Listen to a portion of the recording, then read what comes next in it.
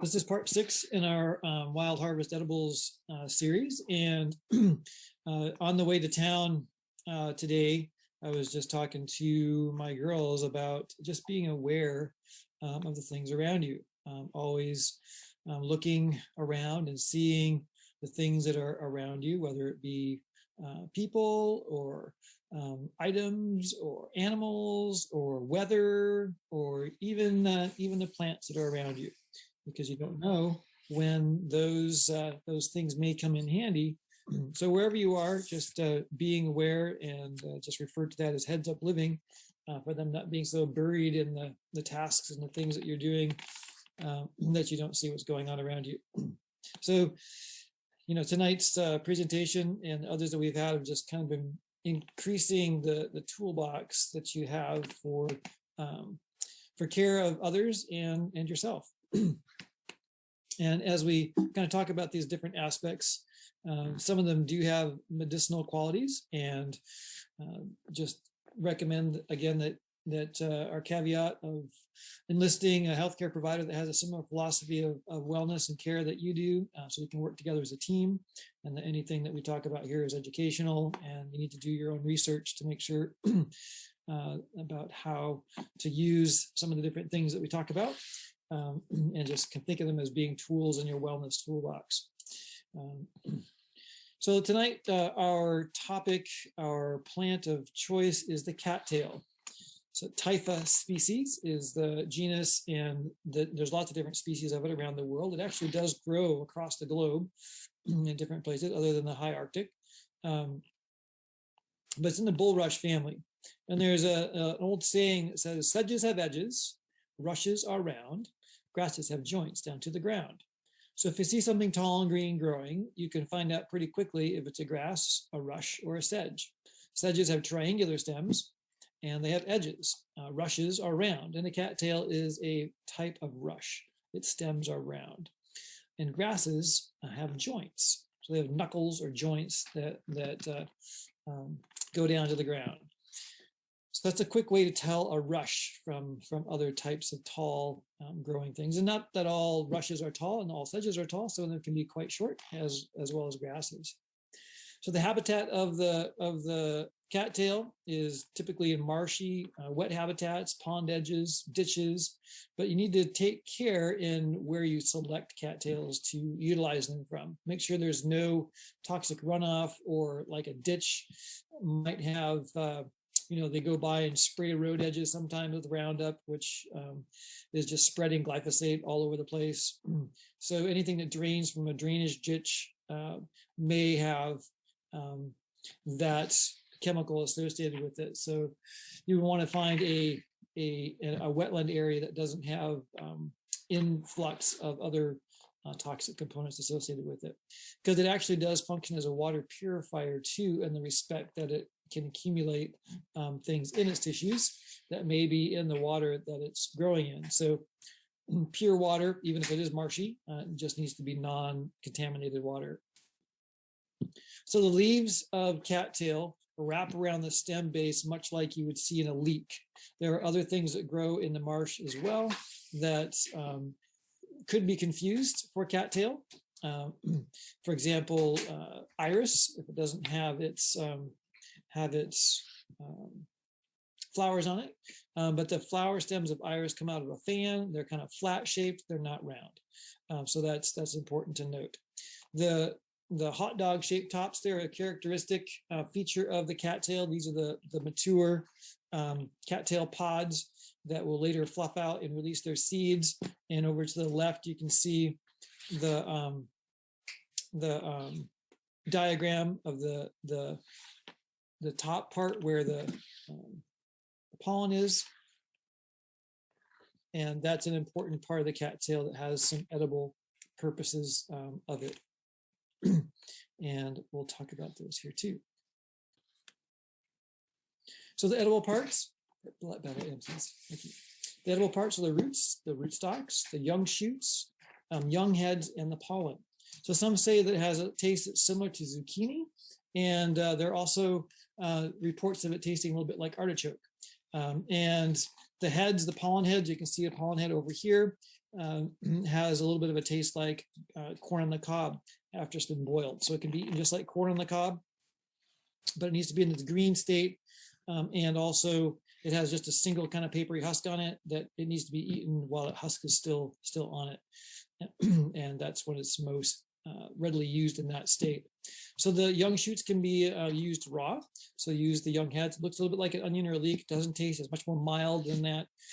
You can add it to salads and stews and soups. It does kind of a gelatinous inner gel that can add to the thickening agent of soups and things. And you can use the roots as well. You can use them dried or fresh. So you can bake them, you can use them fresh, diced up, but you can dry them and grind them into a flour.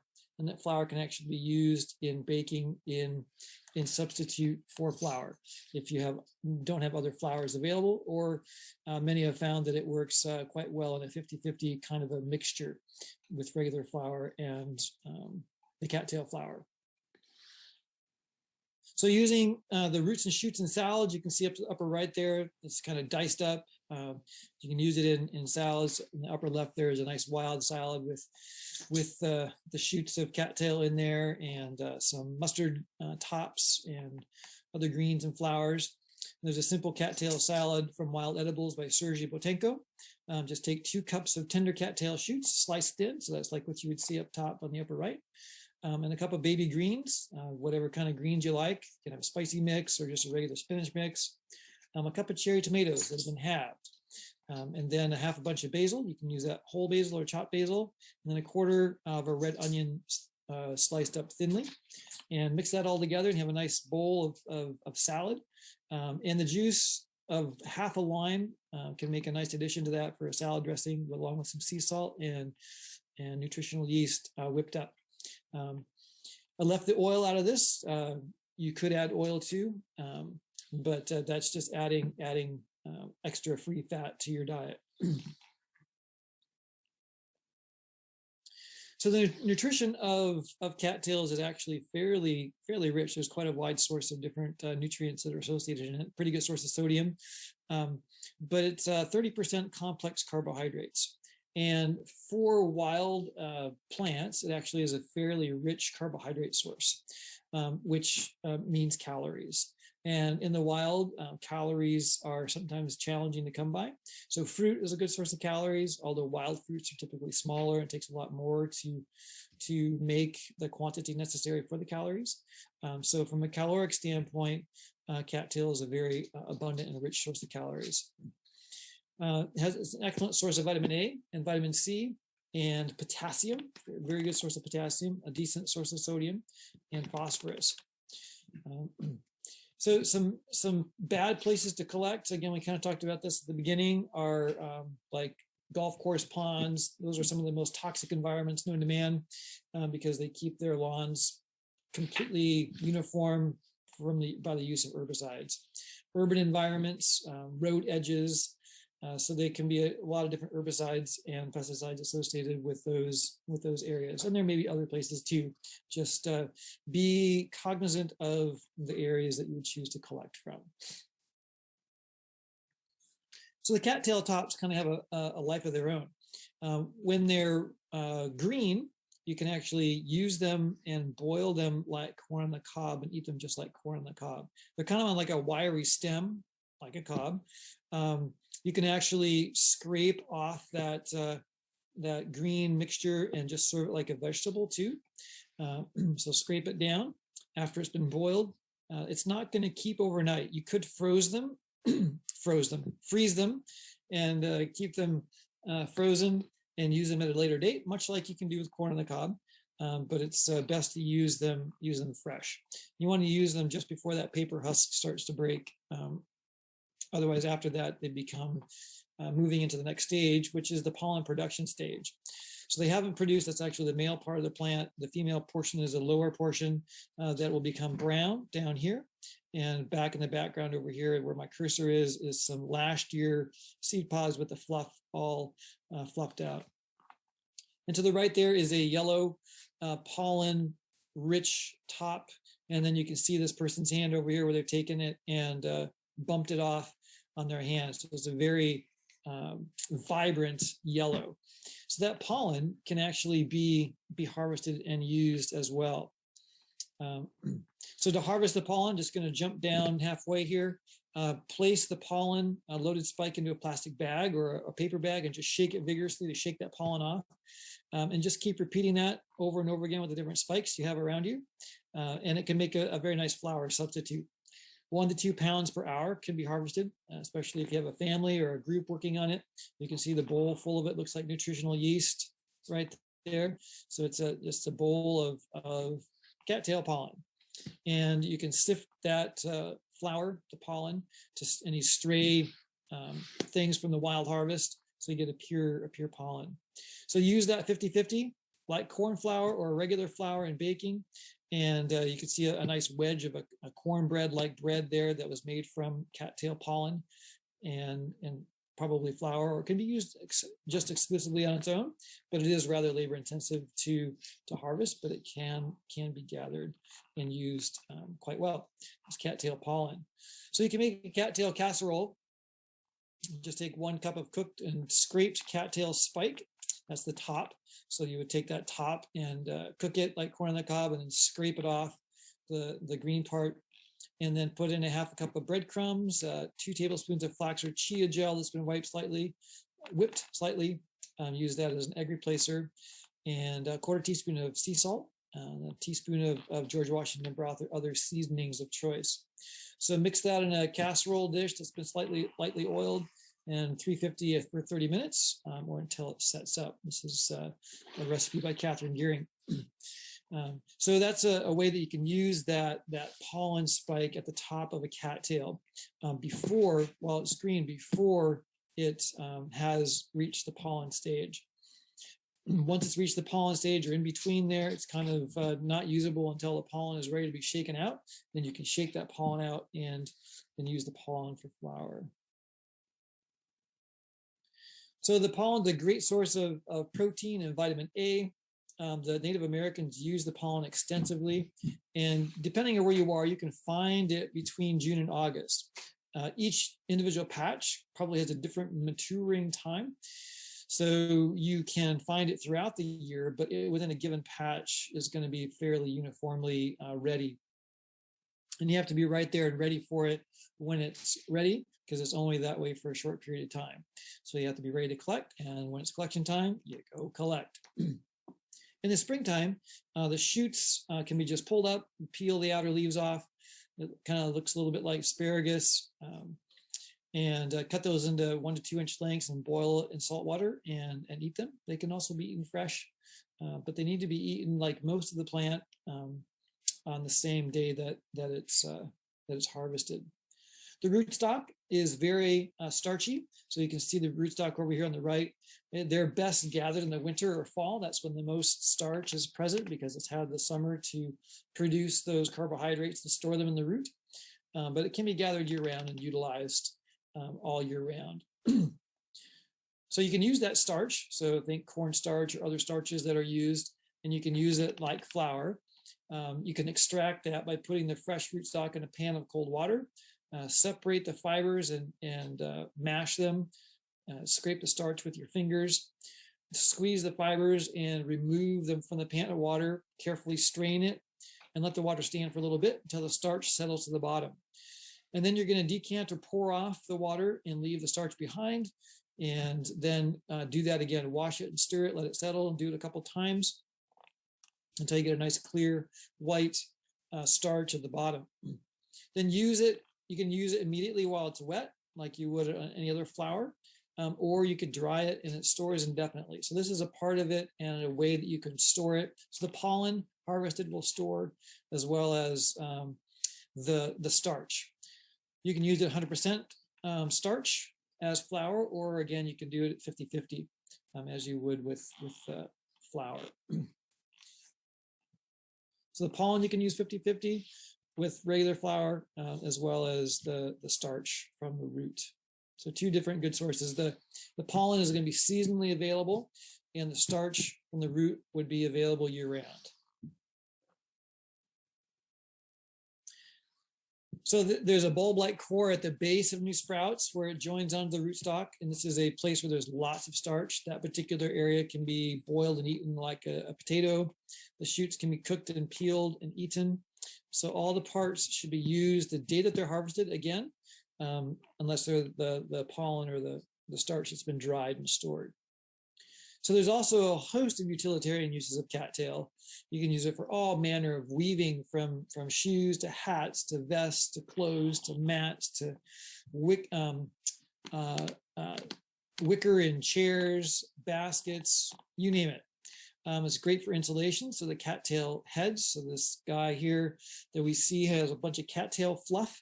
That cattail fluff can be used in between blankets like down, and help to keep one warm during the colder parts of the year. Pillow fluff, lots of different ways. It can be used for absorbent pads, for baby diapers, also excellent fire starter, rope, cordage.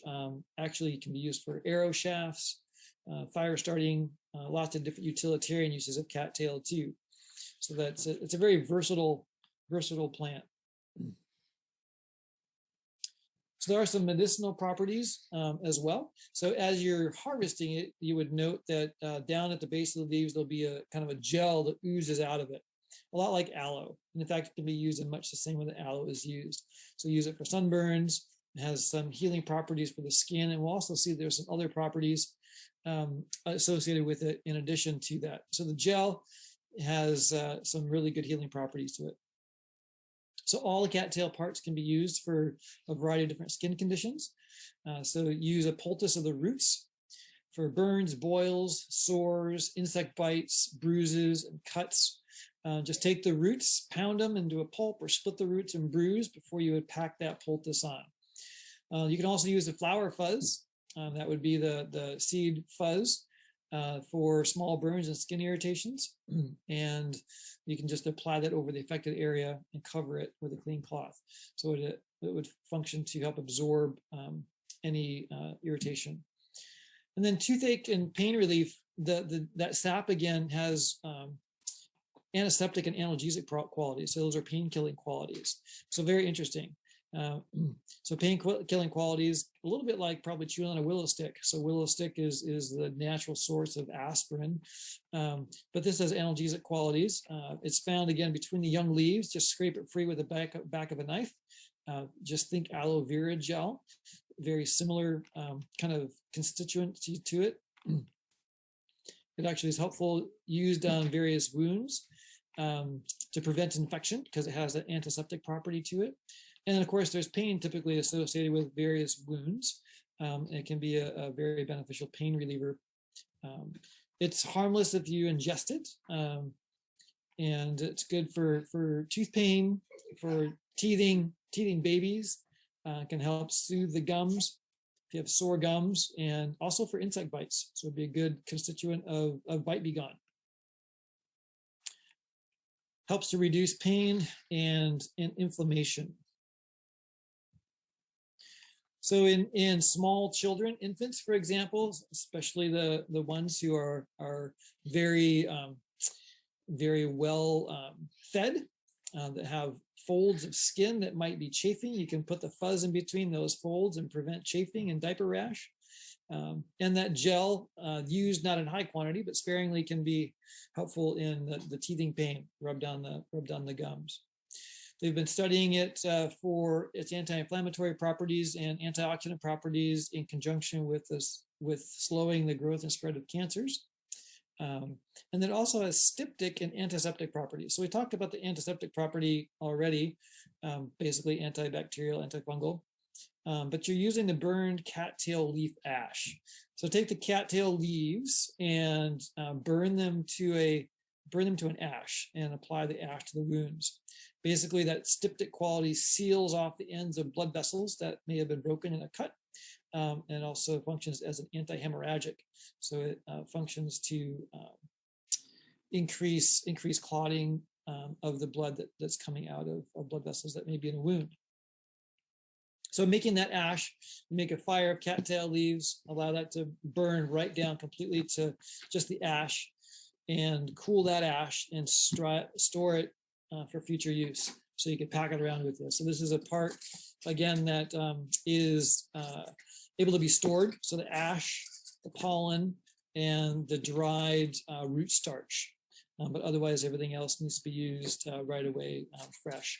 And if you have a nice cattail stand nearby, it's just easy to go and harvest that.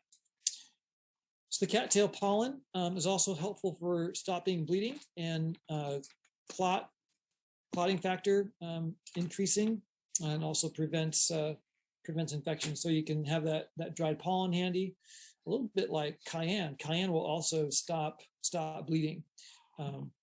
And then after you've stopped the bleeding, you can mix in some raw honey, and that can aid, along with the pollen, the healing process and preventing infection.